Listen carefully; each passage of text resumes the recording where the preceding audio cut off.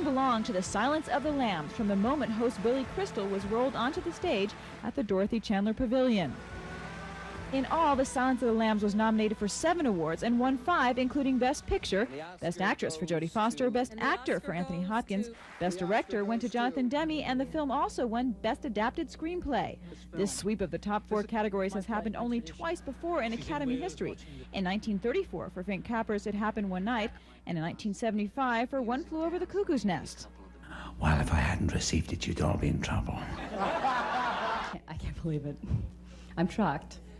I was completely and utterly, irrevocably surprised when they called my name out. Mercedes Ruehl was the ruler of the Best Supporting Actress category for her tender but tough portrayal as Jeff Bridges' girlfriend in The Fisher King. Everyone, including everyone I ever went to school with all the way down to 7th grade, called me with the odds. In the Best Supporting Actor category, let's just say the Oscar went to the sentimental favorite who happened to just bowl them over with his acceptance speech. The producers say, they talk about you and they say, well, what do you think? Can we risk it? Can we do it? Can we use him? The other guy says, I don't know, let's look at some younger ones. We can make them look older, but this one, you know, it's kind of difficult. They forget to ask that you go out there and you do all these things.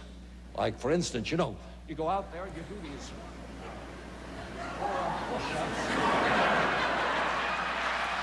There were 11 arrests of protesters outside the Dorothy Chandler Pavilion, but the telecast was not affected. Disruptions by gay activists may have grabbed the spotlight, but a quiet demonstration is being made by many stars who are wearing red ribbons, which symbolize their support of those fighting the war against AIDS. I just wanted to remind you again what this meant here. This red ribbon is in sympathy of AIDS victims all over the world. And since this is going to countries all over the world, I think an appropriate thing to think about is what can you do about it. You'd have to call it a disappointing evening for those involved with JFK and Bugsy. The 2 films picked only 2 awards apiece in technical categories.